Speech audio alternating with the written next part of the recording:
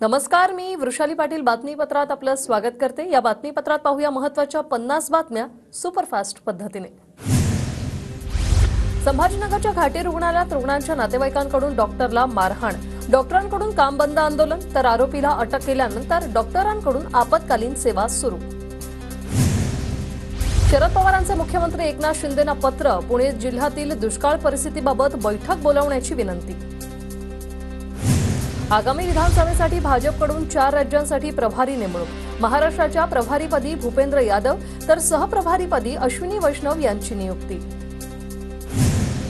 आमदार बच्चू कडूंचं राज्यात वसुलीचं मोठं काम, तर कडूंचं आता महायुतीला ब्लॅकमेल करण्याचं काम सुरू, रवी राणा यांचा बच्चू कडूंवर निशाणा।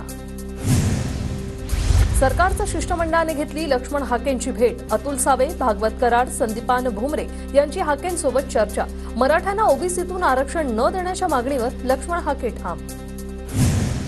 छगन भुजबळांचा लक्ष्मण हाकेंच्या आंदोलनाला पाठिंबा, उद्या लक्ष्मण हाकेंच्या भेटीला जाण्याची शक्यता। लक्ष्मण हाकेंच्या उपोषणाची शासनाने दखल घ्यावी, तर सर्व सारखीच वागणूक मिळावी, हाकेंच्या उपोषणावर पंकजा मुंडेंची सरकारला विनंती। माझा कोणत्याही ओबीसी नेत्याला विरोध नाहीये, पण आम्हाला ओबीसीतून आरक्षण देण्याला विरोध कशाला करता, जरांगेंची लक्ष्मण हाकेंच्या ओबीसी आंदोलनावर प्रतिक्रिया। हक्क हिरावून घेत असताना ओबीसी तुमचा मित्र कसा असू शकतो, लक्ष्मण हाकेंचा मनोज जरांगेंना उत्तर। जात वैधता प्रमाणपत्रासाठी नांदेडमध्ये आदिवासी महादेव कोळी समाजाची बैठक, मागण्या मान्य न झाल्यास विधानसभा निवडणुकीत उमेदवार देण्याचा निर्णय। बीडचे खासदार बजरंग सोनवणे गुंतले पेरणीच्या कामात, पेरणी करतानाच्या व्हिडिओची बीडमध्ये जोरदार चर्चा। वाशिमच्या मालेगाव तालुक्यात पावसामुळे शिरपूर चौकात पाणी साचलं, रस्त्यालगत नाली कामाकडे दुर्लक्ष केल्यानं पाणी साचलं, नागरिकांची तारांबळ। रत्नागिरीच्या चिपळूणमध्ये मुसळधार पावसामुळे नदी नाले तुडुंब, संभाव्य पुरामुळे नागरिकांमध्ये भीतीचं वातावरण। बीडच्या माजलगावात मुसळधार पावसामुळे कोथाळा गावच्या सरस्वती नदीला पूर, 2 गावांचा संपर्क तुटला, जनजीवन विस्कळीत। शहापूरमध्ये पावसाचं आगमन, पावसामुळे शेतकरी वर्गामध्ये आनंदाचं वातावरण। संगमेश्वरच्या बोरसुत गावात चढणीचे मासे पकडण्याची धमाल, शेतातील मासे पकडण्यासाठी पर्यटकांसह बच्चे कंपनीमध्ये उत्साह। वाशिमच्या भामदेवी परिसरात मुसळधार पाऊस, पावसामुळे निर्माणाधीन बंधारा फुटला, परिसरातील शेतकऱ्यांचं नुकसान।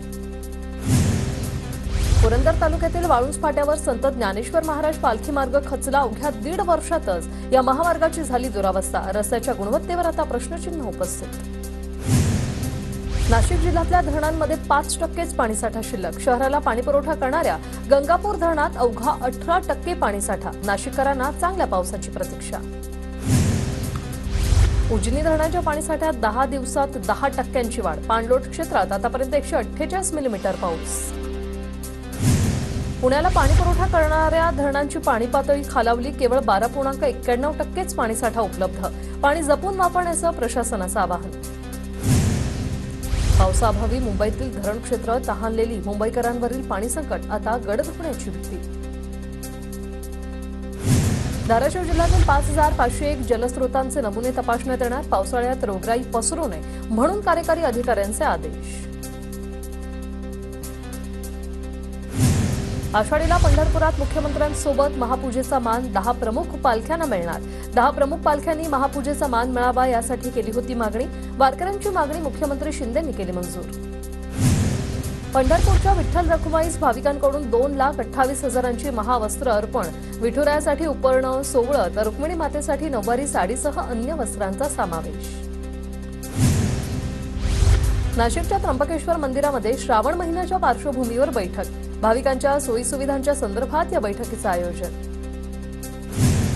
भाविकांकडून 4 धामचं तीर्थ चढवण्याचा आग्रह, मंदिरात गर्दी असल्यामुळे पाय अडकून ते खाली पडले, आग्रहामुळे वाद झाला, त्र्यंबकेश्वर मंदिर समितीच्या विश्वासांची माहिती। त्र्यंबकेश्वर मंदिरात नाशिकच्या कुटुंबाला मारहाणीचा आरोप, नाशिकमधील सूर्यवंशी कुटुंबाला झाली मारहाण, धक्काबुक्की केल्याचाही आरोप, त्र्यंबकेश्वर मंदिरात दर्शनासाठी गेले असता घडला प्रकार। नाशिकच्या त्र्यंबकेश्वर मंदिरात सूर्यवंशी कुटुंबाला मारहाणीचा आरोप, दर्शनासाठी गेले असता हा प्रकार घडला। हेंगणवरून येणारी शिवरायांची वाघनखं जुलैमध्ये साताऱ्यात आणली जाणार. साताऱ्याच्या छत्रपती शिवाजी महाराज संग्रहालयात वाघनखं ठेवणार. जळगावच्या सराफ बाजारात चांदीच्या दरात 1,000 रुपयांनी पुन्हा वाढ. चांदीचे दर प्रति किलो 89,000वर.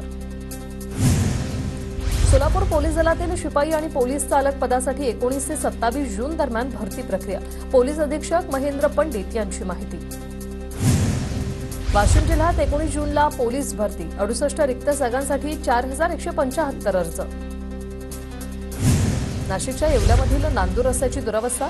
खड्ड्यांमुळे नागरिकांचा जीवघेणा प्रवास. लवकरात लवकर रस्ता दुरुस्त करण्याची मागणी. अहमदनगरमध्ये पुणतांबा रेल्वे जंक्शनवर रेल्वे थांबत नसल्याने ग्रामस्थांमध्ये रोष.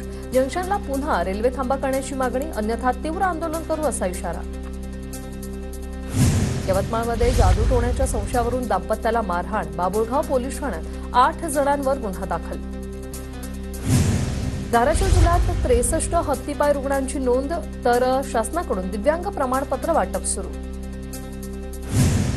धाराशिव जिल्ह्यातील शेतकऱ्यांना खरीप हंगामासाठी विविध बँकांना 1,583 कोटी रुपयांचं पीक कर्ज वितरण करण्याचे उद्दिष्ट. केवळ 403 कोटी म्हणजे 25% कर्ज वाटप. पुण्याच्या पुरंदरमध्ये उन्हाळी टोमॅटोमधून लाखोंचं उत्पादन. 2 एकर टोमॅटोमध्ये शेतकऱ्यांनी 16 लाखांचं उत्पादन घेतलं. वाशिमच्या रिसोड मालेगाव परिसरात 37% पेरणी पूर्ण. 2 दिवसात पडलेल्या पावसामुळे जिल्ह्यातील इतर भागात देखील पेरणीला झाली सुरुवात. वाशिममध्ये तुरीच्या भावात दिवसेंदिवस घट. खरीप हंगामातील पिकांसाठी पैशाची जुळवाजुळव करण्यात शेतकऱ्यांची कसरत. सोलापुरात बियाण्यांच्या दिवसा ढवळ्या दुकानात चोरी. घटना सीसीटीव्हीमध्ये झाली कैद. माढा, अनगर, मोहोळ परिसरातील घटना. वर्धा आणि सेलू तालुक्यातील आत्महत्याग्रस्त शेतकरी कुटुंबियांना बी बियाण्यांचं मोफत वितरण. वर्धा सोशल फोरमचा उपक्रम. नाशिकच्या मसरूळ परिसरात रिक्षा चालकाच्या हत्येचा उलगडा. 4 संशयित आरोपींना नाशिक पोलिसांकडून अटक. भांडण्याच्या वादातून हत्या झाल्याचा तपासात झालं उघड. गोंदियाच्या आमगावमधील तहसीलदार आता ऍक्शन मोडवर. अवैध रेती वाहतूक करणाऱ्या वाहन चालकावर कारवाई.